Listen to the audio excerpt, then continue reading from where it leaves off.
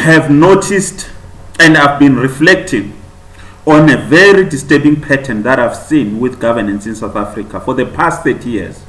For the better part of it, let me say, because honestly speaking, we started on a good note with Mandela, Utata Nelson Mandela. He was about transition. We shouldn't be confused about what we couldn't have expected Mandela to have spent 27 years in prison and come out and still, solve all the problems in South Africa at that age. He played his part. I mean, he managed the transition so that we don't end up in a bloodbath, giving us time to shift the balance of forces in favor of progressive forces. And I think he has done a sterling job as far as that is concerned. But let me come back to the subject matter. I have noticed a disturbing pattern, and that pattern is we as the ANC government, we mess up, you the citizens complain, but we make you pay in the end. It was the same pattern with the arms deal. Few individuals were found with their hands in the cookie jar. There was an outroar of by South African citizens and civil society organizations. What did they do? That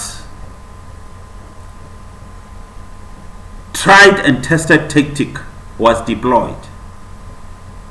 Form a commission that will take a long time and wear out the complaints and the discontent of the citizens while spending a lot of money, and finally do very little about the findings of the commission. I mean, all we've seen is one Shabir Shaikh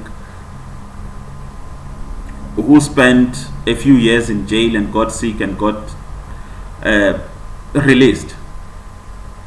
We have seen one Tony Ngeni spent a few years in prison, but that's how far the accountability went. Now, having been buoyed, having been emboldened by lack of retribution for arms deal crimes, things just went on a downhill from there on. Now I want to show you other incidents of we mess up, you complain, and we make you the citizen to pay for it. Do you remember Bushiri? Bushiri was standing trial in a court of law when inexplicably the magistrate gave him bail against the representation of the Home Affairs Department, to the effect that this man did not come to South Africa through the door. And you know what the Bible says. The thief, the one who doesn't come through the door, is a thief. So Bushiri didn't come through the door, and this is still part of a very big problem that we have in South Africa. People who don't come through the door, and the person who doesn't come through the door, who comes, you find somebody getting into your house through the window, jumping the fence, that person is up to no good. The Home Affairs Department made a representation to the court, to the magistrate, and said, this man's papers are not in order. Now, inexplicably, the magistrate gave Bushiri bail. I mean, the less said about our criminal justice system, the better.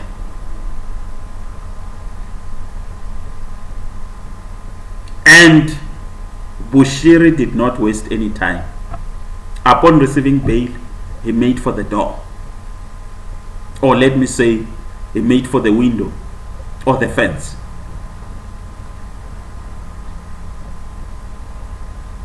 And he eloped. He ran away.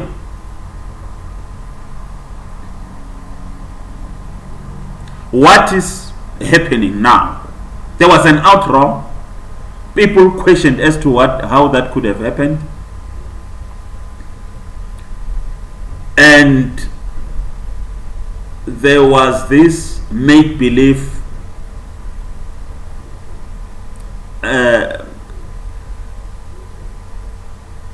rhetoric from government. Hey, how did he? We must investigate, all that kind of thing. But at the end of the day, Bushiri is sitting pretty in Malawi, running his church, his organization. And the rest is history. As we speak, government is trying to extradite Bushiri back into South Africa. Now my question is, how many millions are being spent in extraditing Bushiri back to South Africa? Question number 2, who is paying for it? Is it from the pocket of the president, who met with Malawi, the president of Malawi, around the time that Bushiri disappeared in South Africa? Is it from the director of the NPA, who bungled the court process?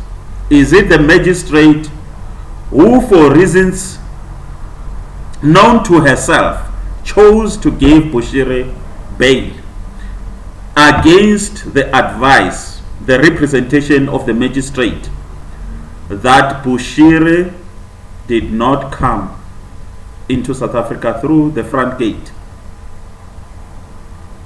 No, it is you and I, the taxpayer, who are paying for the mess that the government has created. Let me move on to another thing, state capture. I'm sure the state capture report is busy gathering dust somewhere in the president's office or the chief justice's desk.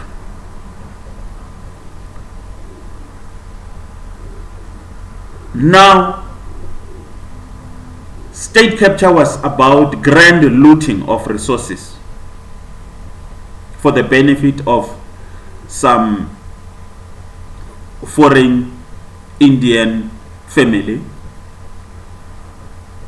and prominent individuals were found with their hands in the cookie jar. Same modus operandi. Commission of inquiry. 2 billion rands later, nothing was done. You and I paid for it. So South Africa, we need to wake up to this modus operandi. Lately, we have had the VAT debacle. How did it come about that the government or treasury was not able to balance the books? Oh no, you look no further than the Auditor General's report. Wasteful expenditure, fruitless expenditure, the corruption that is reported on daily in South Africa. That's what led to the shortfall in the budget. And what did the ANC government come up with? Well, they looked up to the taxpayer, their cash cow, raised the VAT. Thank God it didn't go through this time, because they didn't have the majority. Otherwise, they celebrated. They were looking forward to seeing you and I struggling to pay for our groceries, struggling to pay for bread at the supermarket. So that is what is happening in South Africa. Don't have a short memory. Remember this modus operandi. We mess up, you complain, and we hit you in the head with a stick and make you pay. This is Rendani, the voice in the wilderness.